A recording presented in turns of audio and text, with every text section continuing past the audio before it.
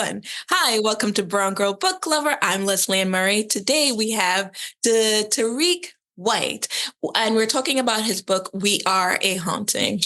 Okay, so Tyriek White is a writer, a musician, and educator from Brooklyn, where he served as at-risk and marginalized youth artists and scholars in the classroom. We Are a Haunting is his first book, and it just won the Center for Fiction Novel Prize. Boop, boop, boop, boop, boop, boop, boop. Tyriek, tell us about your novel. Wow. Um, yeah. So We Are a Haunting is a novel about a family, um, three generations, a son, his mom, his grandmother, and it's kind of exchange, this conversation, um, across boundaries, across borders, across liminal sort of lines and spaces, across time, um, across life and death. Um, and they kind of, sort of, I want to say, coming of age. They sort of grow and love and experience and live and work in this community. Um, Largely, where I was born and raised, East New York, Brooklyn, and it's a particular kind of neighborhood, one that I always wanted to kind of um, express or produce into something beautiful because I think when you live in sort of disenfranchised spaces, public housing. I grew up in the projects. Um, East New York itself is sort of time locked in this period of like, and there's gentrification going on now. The things that, but it reaches. It's interesting to see what parts of Brooklyn it reaches. So my little community is sort of on the edge of that, right? So there's still sort of these ghosts, right, that linger as you kind of navigate the space. You look at sort of the street signs and their old slave owners and stuff like that. And there's sort of the violence still present. It's eerily similar to the early '90s. There's former landfills, former kind of substations from decades and decades back. You have these tenements that are these post World War II built during that period and meant for sort of immigrants coming from Europe, but turn into these kind of after white flight become these like solely black and brown communities. And yet, my time there was kind of wondrous. So, kind of like imbuing the book with that sense of timelessness, that sense of, hardship and struggle, but also like joy and wonder and magic. Think your novel is a praise song to old Brooklyn, the convergence of African American alongside Black Caribbean culture, our magical resistance, and our undeniable connection to Africa. Yeah. Yeah. There's so many kind of elements, right? That seem almost to other people, it might seem like where are all these things kind of coming from? But like, when you live sort of in a space or a city that's so kind of diverse, right? So linked to and connected to. So like, I grew up, like listening to dancehall, listening to, watching old Pasa Pasa videos and like, just like, I didn't second guess it. It wasn't like a kind of line drawn between, the Caribbean experience or the specifically sort of African American experience, right? To me, it just all blended and it felt black as hell and it felt, um, real and vibrant. And so, like in writing about that, it's I wanted to kind of capture like the kind of kaleidoscope of like what being black is, right? Or being black specifically, sort of in New York, or even in other sort of places too. And, kind of that connection, right? That the magic, the lore kind of behind the story is rooted in sort of these like elements that reach into sort of West Africa. And then you see that path, right? That path to the Caribbean, and this is due to, colonial exploits, but like you see the lineage of it, right? Of it being in West Africa, the Yoruba traditions of it being in sort of the Caribbean, the Santeria traditions, and even the Voodoo traditions in Haiti. You see sort of like how these things kind of speak back to each other and connect. So yeah, I like read a lot of kind of just kind of the narratives or the traditions kind of in that folklore. Like I read, the gods and goddesses of like of the Yoruba tradition, or reading about, like how these kind of same figures, the Orisha, sort of, make their way into other cultures, other folklore, and then building my own folklore, right? And trying to kind of, again, not wanting to write solely from a African American experience, right? But like a Black experience, like a whatever that entails, a hip hop experience, a jazz experience, a reggae experience. How these things kind of pull at each other and and become one. So yeah. Yeah, you definitely captured that. And I think there are lines that I read that it was like talking about the drum and it was like, oh, it just crossed over the river. It's the same drum, different ocean. And it's just like, I love that you're making those connections and showing how our cultures converge, even though we're from different places. Like, there is a global, like, Black experience that happens, right? Especially if you grew up in New York City, like you will, you'll go to a soul food joint one day and then you'll go to, have some Caribbean food one day. And there's just this like thing that you don't question it. It just exists, right?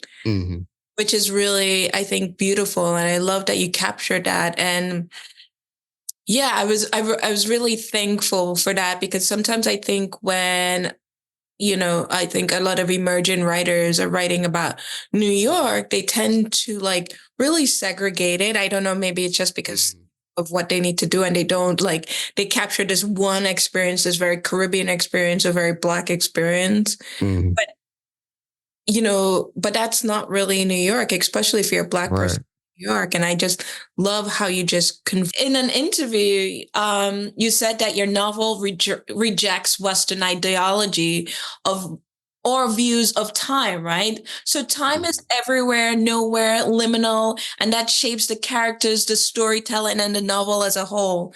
Can you tell us about that? Yeah.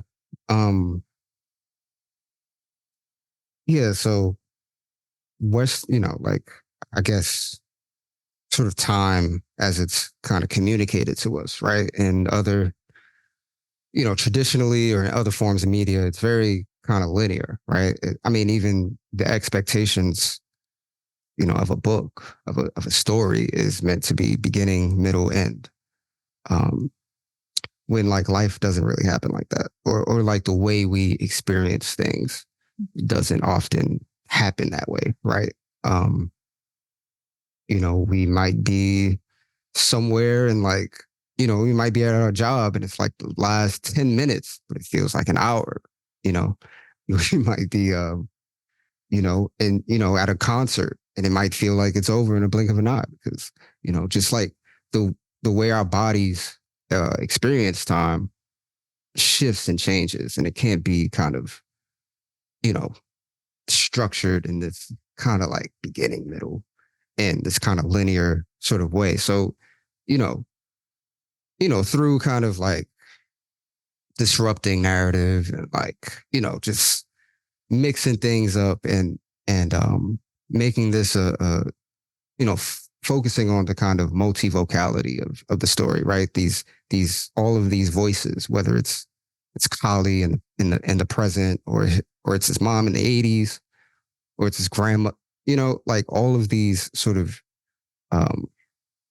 experiences, shift and change, mainly because we also kind of walk in that shadow, right? So like um the actions of our parents or the actions of our grandparents, or the actions of our ancestors, we walk in that. We walk in those shadows.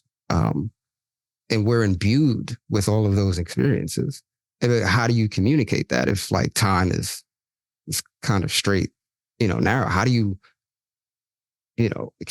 like explain kind of, you know, feeling like, feeling the presence of someone you lost, like someone who's gone, someone who's dead. Like, how do you explain that experience? So yeah, so I wanted to kind of disrupt, um, I guess, notions of um, control, or notions of sort of that the experience of a Black person, of anyone, can be kind of restrained into this one thing when like we experience history, or we experience the ramifications, or the the kind of footfalls of like things that have come before us. And it was really me just trying to process that and work through that. And I know kind of a reader kind of expecting a certain experience, right? You go in expecting you know a story or a narrative that like leads you from one place to another, I guess, right? But I think just kind of like rethinking that, right? Like rethinking um, how things affect you in real life, right? Like, yes, Kali could sort of learn from his experiences, right? And like become this better person, or like reach this certain goal, or whatever. But the arc of human life doesn't exactly work in that way. So just, I wanted to kind of play with time, right? Play with how we kind of move through the world, and make it sort of true to how we experience things. We experience sort of, fragmented moments, especially living in like um, kind of postmodern society, right? Or like this contemporary society. It's like, you know, And you did it so well. I think part of the reason that you were able to convince your readers to continue to read is just because of the language. It's so lyrical. It's so beautiful. It pulls you in, and then you're like, wait, what did I read? Okay, let me go back, right? And that is a sense yeah. of time that you have to like go back and read to understand where you Mm. are.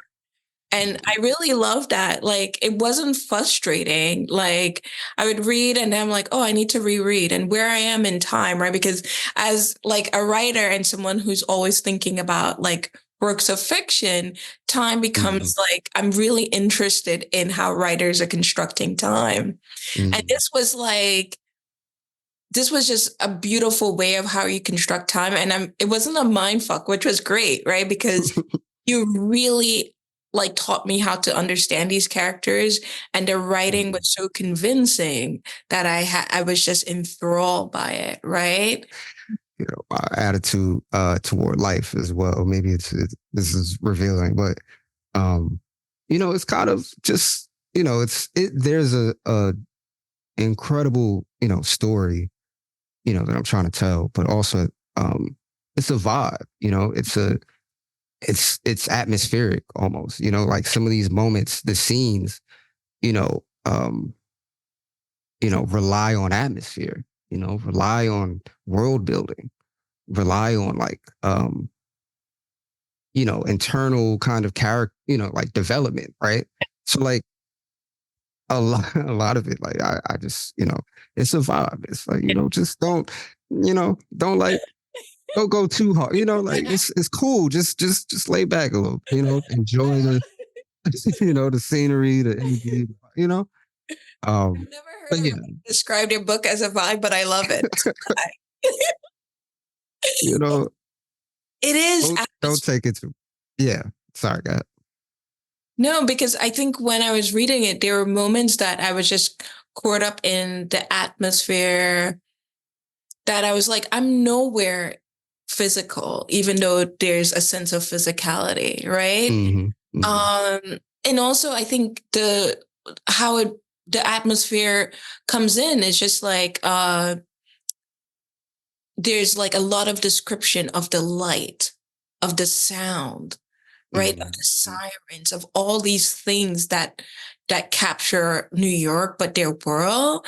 And mm-hmm. that's how it becomes so atmospheric as well. And this like traipsing between present and past, between living and dead, Mm-hmm. all those things just like give it a sense. And also, Because it's no, go for it. it's two, because I want to hear what you, Mhm. but it's sort of two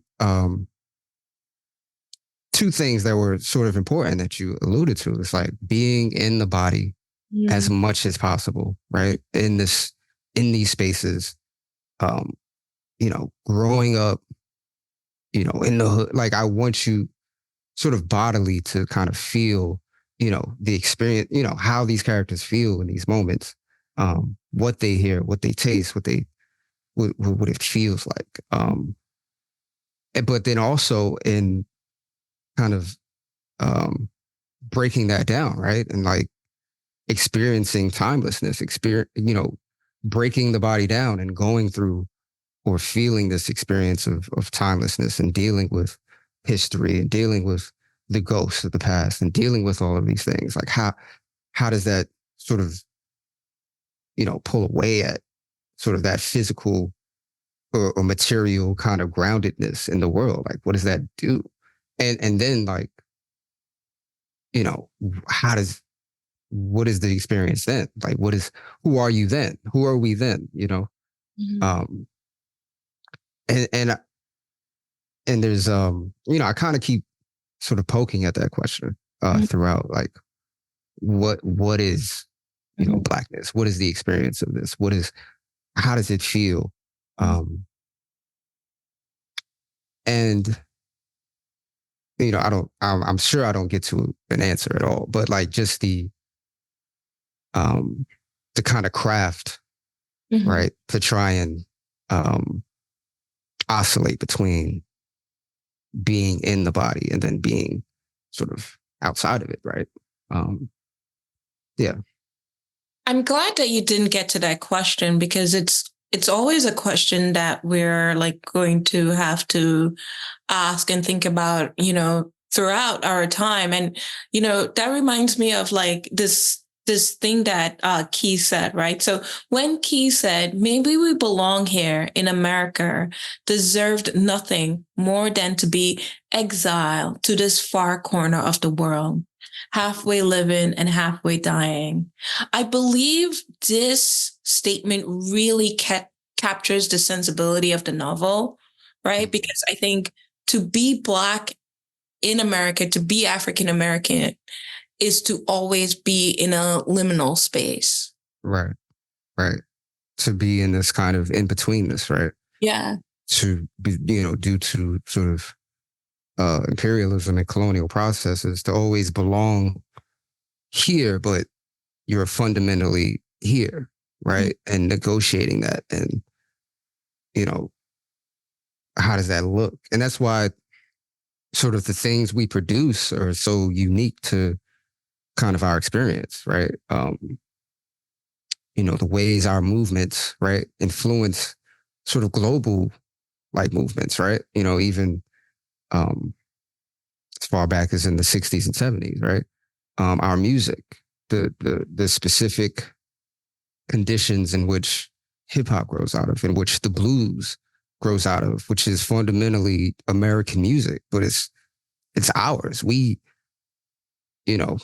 and blues influence jazz, rock, all of these forms. So, in the Caribbean, sort of calypso, and in other places, like the specific kind of conditions in which we produce and live kind of come from our Africanness, but also being in, whether it's a colony of empire, or we're in the empire itself.